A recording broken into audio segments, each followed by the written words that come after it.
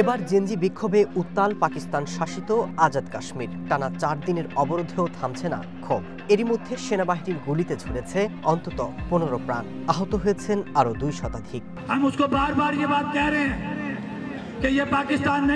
এই কর্মসূচির নেতৃত্বে রয়েছেন কর্মী শওকত মীর। তারই নেতৃত্বে গেল 29 সেপ্টেম্বর থেকে শুরু হওয়া অবরোধে পাকিস্তান শাসিত কাশ্মীরের কয়েকটি জেলা অচল হয়ে পড়েছে। পুরো অঞ্চলের যোগাযোগ ব্যবস্থা বন্ধ করে দিয়েছে কেন্দ্রীয় সরকার।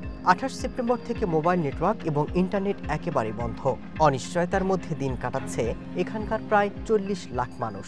अदारों के सहूलतकार, अदारों के पेरोल पे अदारों का असला लिए इंतजामिया और पुलिस की मौजूदगी में, FCPC की मौजूदगी में वो वहाँ पे आए और उन्होंने हमारे पंडाल के ऊपर डायरेक्ट फायरिंग की, जिसके एविडेंस हमारे पास मौजूद हैं। हम उसकी वजह से हमारा एक नौजवान शहीद हो गया, 20 जो है वो डायरेक्ट फायरिंग से जख्मी हो गए। हम किसी भी सूरत इस कत्ल को माफ नहीं करेंगे। এই অস্থিরতার সূত্রপাত 2023 সালের মে মাসে। সে সময় স্থানীয় বাসিন্দারা রাস্তায় নামেন। তাদের অভিযোগ, বিদ্যুতের বিল হঠাৎ অস্বাভাবিক হারে বেড়েছে, ময়দা চোরাচালান বেড়ে যাওয়ায় এবং সরকারি ভর্তুকিতে গমের তীব্র সংকটের অভিযোগ ওঠে।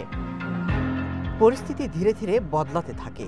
2023 সালের আগস্টে এই বিচ্ছিন্ন অভিযোগগুলো মিলেমিশে সংগঠিত আন্দোলনের রূপ নেয়। এবার সর্বশেষ যে দাবিপত্র দিয়েছে, এতে মোট 38টি দাবি পেশ করা হয়েছে।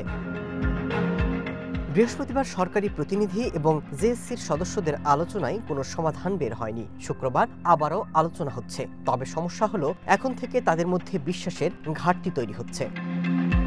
সরকার বলছে তারা বেশিরভাগ দাবি মিটিয়েছে এবং সংবিধান এবং নির্বাচনী সংস্কারের মতো বিষয়গুলো আইনসভার মাধ্যমে সমাধান করতে হচ্ছে।